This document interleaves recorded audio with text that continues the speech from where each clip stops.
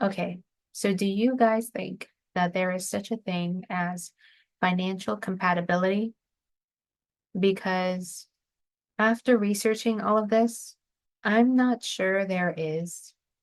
And this is my personal take on that.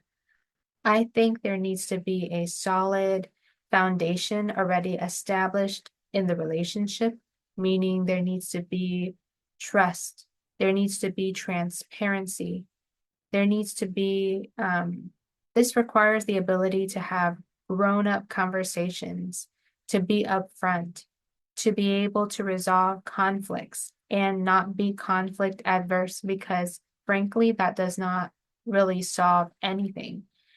Um, I think there needs to be common shared goals, shared values, shared beliefs, and actionable steps for both of you to take to get to the point where you want to be down the line, you know?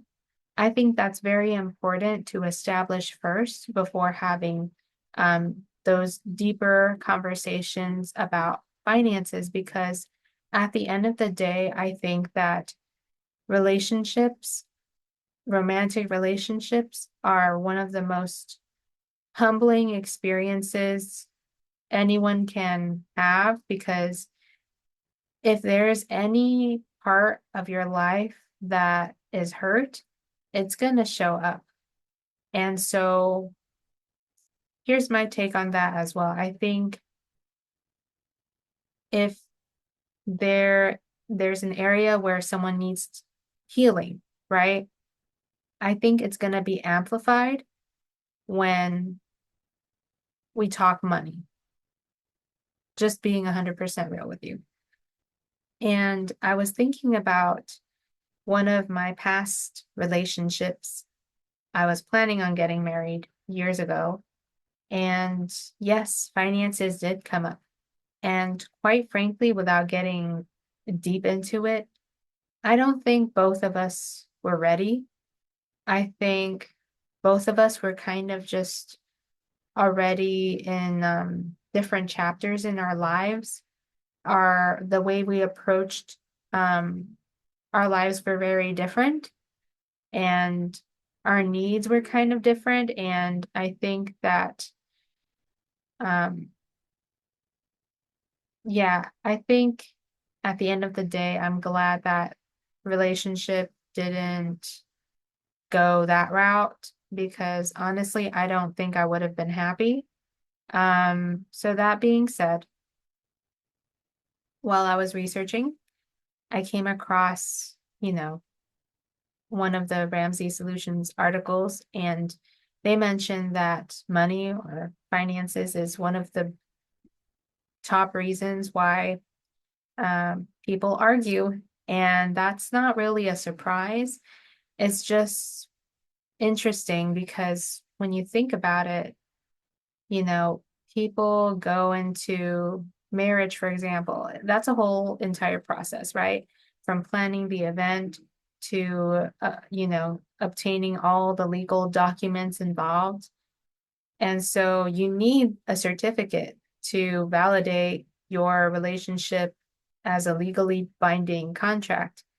And yet it's so interesting how something like money, which used to be a certificate that's not legally backed by anything, not really even a promise, actually.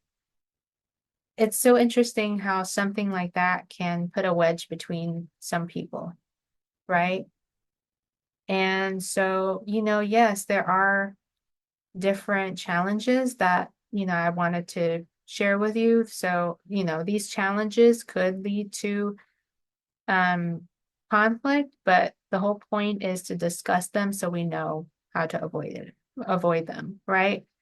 And one of them being not sharing the same dreams, the same goals, the same vision. So, for example, one person might want to have 5 children, the other person maybe not, you know, ready for a family yet.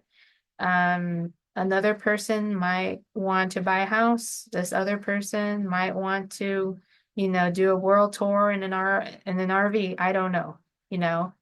Well, maybe one person, for example, might want to have early retirement plans, and the other person might not believe in retirement at all, things like that.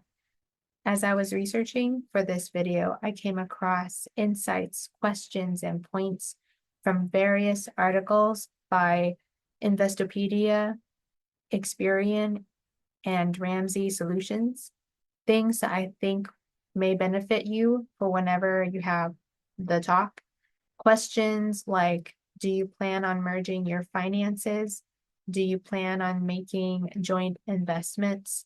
Do you have backup savings in place? How will you manage your bank accounts? Especially if you're about to marry, right? Um, how do you plan to raise your children together? And do you plan on taking advantage of like the family perks and bonuses that some companies provide?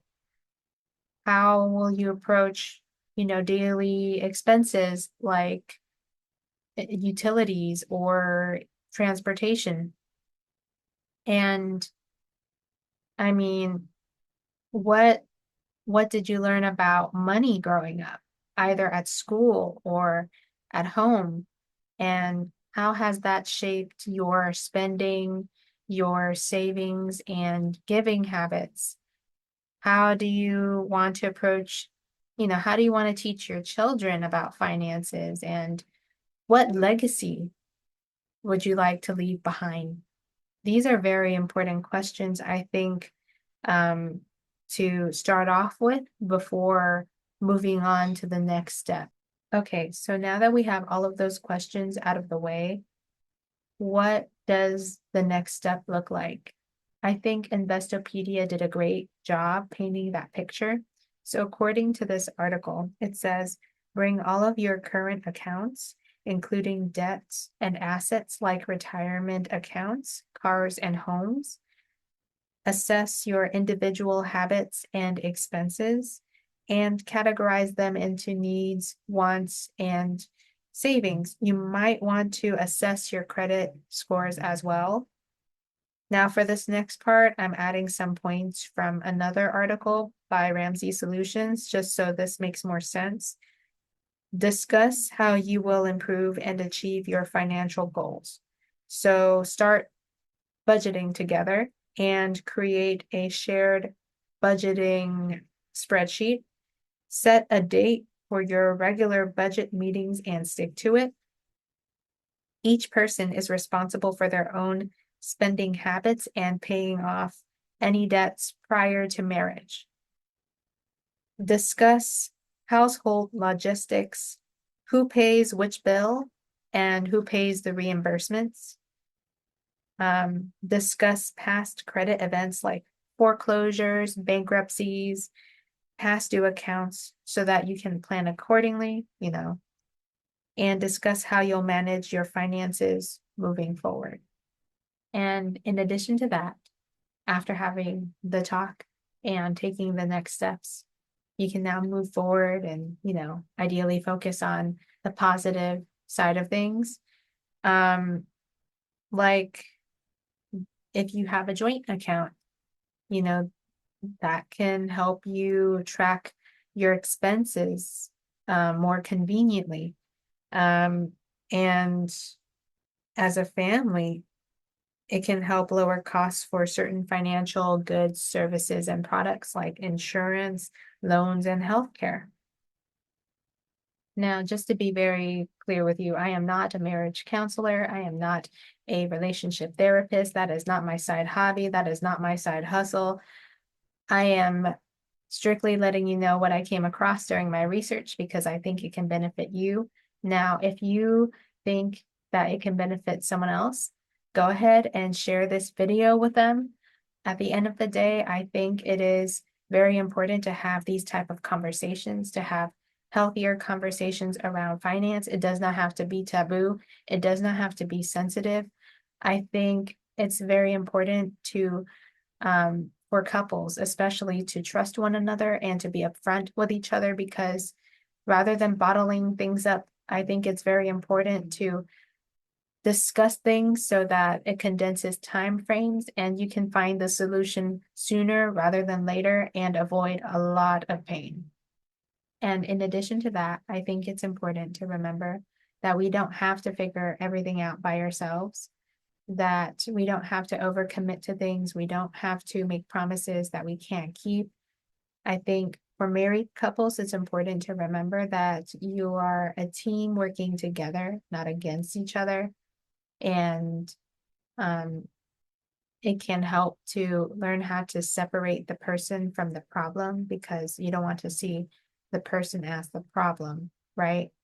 And to enjoy the process of going on that journey and, creating those actionable steps towards your goals, your vision, your dreams, and surrounding with yourself with people who also have their own dreams, their own visions and goals. So, you can encourage each other in the process. So I shared a bit about me, and I'm interested in hearing about your experience with relationships and finance. And for married couples, I'm interested um, in hearing what single people should consider before saying I do.